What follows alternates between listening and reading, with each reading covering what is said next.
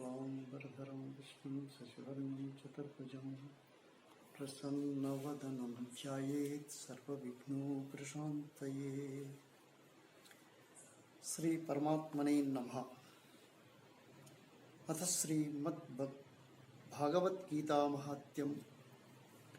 गीताशास्त्रमिदं पुण्यं यः पठेत् प्रयतः पुमान् विष्णोर्पदमवाप्नोति भयशोकादिवर्जितः। गीताध्यानशीलस्य प्राणायामपरस्य च नैव सन्ति हि पापानि पूर्वजन्मकृतानि च। मलनिर्मोचनं पुंसां जलस्नानं दिने दिने सकृद्भिगीताभसी स्नानं संसारमलनाशनम्। गीता सुगीता कर्तव्या किमन्यैः शास्त्रविस्तरैः या स्वयं पद्मानां भस्य मुखपद्माद्विनीसुता। भारतामृतसर्वस्वं विष्णोर्वक्त्राद्विनीश्रुतं गीता गङ्गोदकं पीत्वा पुनर्जन्म न विद्यति। सर्वोपनिषदो गावो दोग्धा गोपालनन्दनः पार्थो वत्स सुधीर्भोक्ता दुग्धं गीतामृतं महन्। एकशास्त्रदैवकी पुत्रगीतमेको देवो देवकी पुत्र एव एको मन्त्रस्तस्य नामानि यानि कर्माप्येकं तस्य देवस्य सेवा।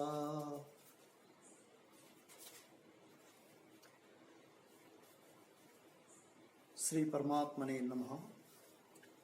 श्रीमद् भागवत गीता का प्रथमोध्याय। धृतराष्ट्रोवाच धर्मक्षेत्रे कुरुक्षेत्रे समवेतायुयुत्सवः मामकः पाण्डवश्चैव किं कुर्वत् संजयः। धृतराष्ट्र बोले, हे संजय, धर्मभूमि कुरुक्षेत्र में एकत्रित युद्ध की इच्छा वाले मेरे और पांडु के पुत्रों ने क्या किया। संजय उवाच दृष्ट्वा तो पांडवानीकं व्यूढं दुर्योधनस्तदा आचार्यमुपसंज्ञ राजा वचनमब्रवीत्। संजय बोले, उस समय राजा दुर्योधन ने व्यूह रचना युक्त पांडवों को सेना को देखकर और द्रोणाचार्य के पास से कर यह वचन कहे, पश्येतां पांडुपुत्राणाम् आचार्यमहतीक्ष्मं व्यूढां द्रुपदपुत्रेण तव शिष्येण श्रीमता। हे आचार्य, आपके बुद्धिमान शिष्य द्रुपद पुत्र धृष्टद्युम्न द्वारा व्यूहाकार खड़ी की हुई पांडुपुत्रों की इस बड़ी भारी सेना को देखिए। अत्र सूरा महेश्वासा भीमार्जुन सभायुधि युयुधानो विराटश्च द्रुपदश्च महारथः दुष्टकेतुश्चेनिकातन काशीराजश्च वीर्यवान् पुरुजित्कृतिभुजश्च शैब्यश्च नरपुङ्गवः युधामन्युश्च विक्रान्तः उत्तमौजाश्च वीर्यवान् सौभद्रो द्रौपदेयस्य सर्व एव महारथः। इस सेना में बड़े बड़े धनुष वाले तथा युद्ध में भीम और अर्जुन के समान सूरवीर सात्विक और विराट तथा महारथी राजा द्रुपद, दृष्टकेतु और चेकितान तथा बलवान काशीराज, पुरजित, कुंतीभोज और मनुष्यों में श्रेष्ठ सैब्य, पराक्रमी युधामन्यु तथा बलवान उत्तमौजा, सुभद्रा पुत्र अभिमन्यु एवं द्रौपदी के पांचों पुत्र, ये सभी महारथी हैं। अस्माकं तु विशिष्टां ये तन्निबोधद्विजोत्तमः नायका मम सैन्यस्य संज्ञार्थतान् ब्रवीत मे। हे ब्राह्मण श्रेष्ठ, अपने पक्ष में भी जो प्रधान हैं उनको आप समझ लीजिए। आपकी जानकारी के लिए मेरी सेना के जो सेनापति हैं उनको बतलाता हूँ। भवान् भीमश्च कर्णश्च कृपश्च समितिञ्जयः अश्वत्थामा विकर्णश्च सौमदादितस्थैव च। आप द्रोणाचार्य और पितामह भीष्म तथा कर्ण और संग्राम विजयी कृपाचार्य तथा वैसे ही अश्वत्थामा, विकर्ण और सोमदत्त का पुत्र भूरिश्रवा, अन्ये च बहवः शूरा मदर्थे व्यक्तजीविताः नानाशस्त्रप्रहरणा सर्वे युद्ध विशारदः। और भी मेरे लिए जीवन की आशा त्याग देने वाले बहुत से शूरवीर अनेक प्रकार के शास्त्र शस्त्रों से सुसज्जित और सबके सब युद्ध में चतुर हैं। अपर्याप्तम तदस्माकं बलं भीष्माभिरक्षितं पर्याप्तं त्विदमेतेषां बलं भीमाभिरक्षितं। भीष्म पितामह द्वारा रक्षित हमारी वह सेना सब प्रकार से अजेय है और भीम द्वारा रक्षित इन लोगों की यह सेना जीतने में सुगम है। अयनेषु च सर्वेषु यथा भागमवस्थिताः भीष्ममेवाभिरक्षन्तु भवन्तः सर्व एव हि। इसलिए सब मोर्चों पर अपनी अपनी जगह स्थित रहते हुए आप लोग सभी निस्संदेह भीष्म पितामह की ही सब ओर से रक्षा करें। तस्य संजन यह सह कुरुवृद्धः पितामह सिंहनादं विनिर्घ्योच्यं सत्संखं दंभो प्रतापवान। कौरवों में वृद्ध बड़े प्रतापी पितामह भीष्म ने उस दुर्योधन के हृदय में हर्ष उत्पन्न करते हुए उच्च स्वर से सिंह के दहाड़ के समान गरज कर शंख बजाया। ततः शंखाश्च भेयश्च पणवानकगोमुखः सहसैवाभ्यहन्त्यस्तसः शब्दस्तु मूलोऽभवत्। इसके पश्चात शंख और नगारे तथा डोल, मृदंग और नरसिंहे आदि बजे एक साथ ही बज उठे। उनका वह शब्द बड़ा भयंकर हुआ। ततः स्वैतैर्है युक्ते महति स्यन्दने स्थितौ माधवः पाण्डवश्चैव दिव्यो शंखो पदमधुता। इसके अनंतर सफेद घोड़ों से युक्त उत्तम रथ में बैठे हुए श्री कृष्ण महाराज और अर्जुन ने भी अलौकिक शंख बजाए। पांचजन्यं ऋषिकेशो देवदत्तं धनंजयः पौंड्रं दंभो महाशंखं भीमकर्मा प्रकोदरः। श्री कृष्ण महाराज ने पांचजन्य नामक, अर्जुन ने देवदत्त नामक और भयानक कर्म वाले भीमसेन ने पौंड्र नामक महाशंख बजाए। अनंत विजयम राजा कुंती पुत्रो युधिष्ठिरः नकुल सहदेवश्च सुघोषमणि पुष्पकौ। कुंती पुत्र राजा युधिष्ठिर ने अनंत विजय नामक और नकुल तथा सहदेव ने सुघोष और मणिपुष्पक नामक शंख बजाए। काश्यश्च परमेवासः शिखंडी च महारथः दृष्टद्युम्नो विराटश्च सात्विकीश्च पराजिता। द्रुपदो द्रौपदेयास्यः सर्वशः पृथ्वीपते सौभद्रश्च महाबाहुं शंखाद्युम्न पृथक पृथक। श्रेष्ठ धनुष वाले काशीराज और महारथी शिखंडी एवं दृष्टद्युम्न तथा राजा विराट और अजय सात्विक राजा द्रुपद एवं द्रौपदी के 5 पुत्र और बड़ी भुजा वाले सुभद्रा पुत्र अभिमन्यु, इन सभी ने, हे राजन, सब ओर से अलग अलग शंख बजाए। सघोषो धातराष्ट्राणां हृदयानि व्यदारयत्, नभश्च पृथिवीं चैव तुमुलो व्यनुनादभ्यन्। और उन भयानक शब्द से आकाश और पृथ्वी को भी गूंजते हुए धातराष्ट्रों ने, अर्थात आपके पक्ष वाले, हृदय विदीर्ण कर दिए। अतः व्यवस्थितान् दृष्ट्वा धार्तराष्ट्रान् कपिध्वजः प्रवृत्ति शस्त्र संप्राते धनुरुद्यम पांडवः ऋषिकेशं तदा वाक्यमिदं माह महीपते। अर्जुन उवाच सेनयोरुभयोर्मध्ये रथं स्थापयामीच्युतः। हे राजन, इसके बाद कपिध्वज अर्जुन ने मोर्चा बांधकर डटे हुए धृतराष्ट्र संबंधियों को देखकर उस शस्त्र चलाने की तैयारी के समय धनुष उठाकर ऋषिकेश श्री कृष्ण महाराज से यह वचन कहे, हे अर्जुन, हे अच्युत, हे अच्युता, हे कृष्णा, मेरे रथ को दोनों सेनाओं के बीच में खड़ा कर दीजिए। यावदेतान्निरीक्षेऽहं योद्धुकामान् वस्थितान् कैमर्या सह योद्धव्यमस्मिन् रणसमुद्यमे। और जब तक कि मैं युद्ध क्षेत्र में डटे हुए युद्ध के अभिलाषी इन विपक्षी योद्धाओं को भली प्रकार देख लूं कि इस युद्ध रूप व्यापार में मुझे किन किन के साथ युद्ध करना योग्य है, तब तक उसे खड़ा रखिए।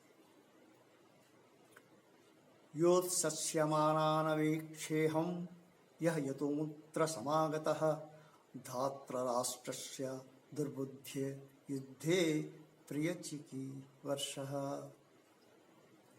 दुर्बुद्धि दुर्योधन का युद्ध में हित चाहने वाले जो ये राजा लोग इस सेना में आए हैं, इन युद्ध करने वालों को मैं देखूंगा। संजय उवाच एवं मुक्तो हृषीकेशो गूढ़ाकेशेन भारतः सेनयोर्मध्योर्मध्ये स्थापयित्वा रथोत्तमा भीष्मद्रोणप्रमुखतः सर्वेषां च महीक्षिताम् उवाच पार्थ पश्यैतानस्यमवेतानुकुरुनिति। संजय बोले, हे धृतराष्ट्र, अर्जुन द्वारा इस प्रकार कहे हुए महाराज श्री कृष्ण ने दोनों सेनाओं के बीच में भीष्म और द्रोणाचार्य के सामने तथा संपूर्ण राजाओं के सामने उत्तम रथ को खड़ा करके इस प्रकार कहा कि हे पार्थ, युद्ध के लिए जुटे हुए इन कौरवों को देख। तत्रापश्यस्तिस्तान पार्थः पितृनथ पितामहान् आचार्यान् मतुलांस्त्र पुत्रान् पौत्रान् सखींस्तथा स्वसुरान् सुहृदश्चैव सेनयोरुभयोरपि। इसके बाद प्रथापुत्र अर्जुन ने उन दोनों ही सेनाओं में स्थित ताऊ चाचों को, दादों परदादों को, गुरुओं को, मामाओं को, भाइयों को, पुत्रों को, पौत्रों को तथा मित्रों को, ससुरों को और सुहृदयों को भी देखा। और 26-27 का पूर्वार्थ। तान् समीक्ष्य स कौन्तेयः सर्वान् बन्धून् वस्थितान् कृपया परयाविष्टो विषीदन्निमब्रवीत्। उन उपस्थित संपूर्ण बंधुओं को देखकर वे कुंती पुत्र अर्जुन अत्यंत करुणा से युक्त होकर शोक करते हुए यह वचन बोले। अर्जुन उवाच द्रष्टव्यं स्वजनं कृष्णः युयुत्सं समुपस्थितं सीदन्ति मम गात्राणि मुखं च परिशुध्यति वेपथुश्च शरीरे मे रोमहर्षश्च जायते। हे कृष्ण, युद्ध क्षेत्र में डटे हुए युद्ध के अभिलाषी इस स्वजन समुदाय को देखकर मेरे अंग शिथिल हुए जा रहे हैं और मुख सूखा जा रहा है तथा मेरे शरीर में कंप एवं रोमांच हो रहा है। गांडीवं तत्रंसते हस्तात् चैव परिदह्यते न च संकोम्य वस्तान्तु भ्रमवीत च मे मनः। हाथ में गांडीव धनुष गिर रहा है और त्वचा भी बहुत जल रही है तथा मेरा मन भ्रमित सा हो रहा है, इसलिए मैं खड़ा रहने को भी समर्थ नहीं हूँ। निमित्तानि च पश्यामि विपरीतानि केशवः न च श्रेयोनुपश्यामि हत्वा स्वजनमाहवे। हे केशव, मैं लक्षणों को भी विपरीत ही देख रहा हूँ तथा युद्ध में स्वजन समुदाय को मारकर कल्याण भी नहीं देखता। न कांक्षे विजयं कृष्ण न च राज्यं सुखानि च किन्नो राज्येन गोविन्द किं भोगैर्जीवितेन वा। हे कृष्ण, मैं ना तो विजय चाहता हूँ और ना राज्य तथा सुखों को ही। हे गोविंद, हमें ऐसे राज्य से क्या प्रयोजन है अथवा ऐसे भोगों से और जीवन से भी क्या लाभ है। ये सामर्थ्य कंचत्यं नो राज्यं भोगा सुखानि च त इमेव स्थितां युद्धे प्राणासक्त्यक्त्वा धनानि च। हमें जिनके लिए राज्य भोग और सुखादि अभीष्ट हैं, वे सब धन और जीवन की आशा को त्याग कर युद्ध में खड़े हैं। आचार्यः पितरः पुत्रास्तैव च पितामहः मातुलां श्वशुरां पौत्रा श्याला संबंधीनस्तथा। गुरुजन, ताऊ, चाचे, लड़के और उसी प्रकार दादे, मामे, ससुर, पौत्र, साले तथा और भी संबंधी लोग हैं। ये तान् हन्तुम् इच्छामि ध्यन्तोऽपि मधुसूदनः अपि त्रैलोक्य राज्यस्य हेतोः किं न मही कृते। हे मधुसूदन, मुझे मारने पर भी अथवा तीनों लोगों के राज्यों के लिए भी मैं इन सबको मारना नहीं चाहता। फिर पृथ्वी के लिए तो कहना ही क्या है। निहत्य धार्तराष्ट्रान् का प्रीति सया जनार्दनः पापमेवाश्रयेदस्मान् त्वयितानातयायिनः। हे जनार्दन, धृतराष्ट्र के पुत्रों को मारकर हमें क्या प्रसन्नता होगी। इन आतताइयों को मारकर तो हमें पाप ही लगेगा। तस्मास्त्राहं वयं हन्तुः धार्तराष्ट्रान् स्वबान्धवान् स्वजनं हि कथं हत्वा सुखिनः स्याम माधवः। अतः हे माधव, अपने ही बांधव धृतराष्ट्र के पुत्रों को मारने के लिए हम योग्य नहीं हैं, क्योंकि अपने ही कुटुंब को मारकर हम कैसे सुखी होंगे। यद्यप्येते न पश्यन्ति लोभोपहत चेतसः कुलक्षयकृतं दोषं मित्रदोहे च पातकं कथं न ज्ञेयमस्याभिः पापादस्मान्निवर्तितुं कुलक्षयकृतं दोषं प्रपश्यद्धि जनार्दनः। यद्यपि लोभ से भ्रष्टचित हुए ये लोग कुल के नाश से उत्पन्न दोष को और मित्रों से विरोध करने में पाप को नहीं देखते, तो भी हे जनार्दन, कुल के नाश से उत्पन्न दोष को जानने वाले हम लोगों को इस पाप से हटने के लिए क्यों नहीं विचार करना चाहिए। कुलक्षये प्रणश्यन्ति कुलधर्मा सनातनः धर्मे नष्टे कुलं मद्मर्थोऽभिवन्त्यसु।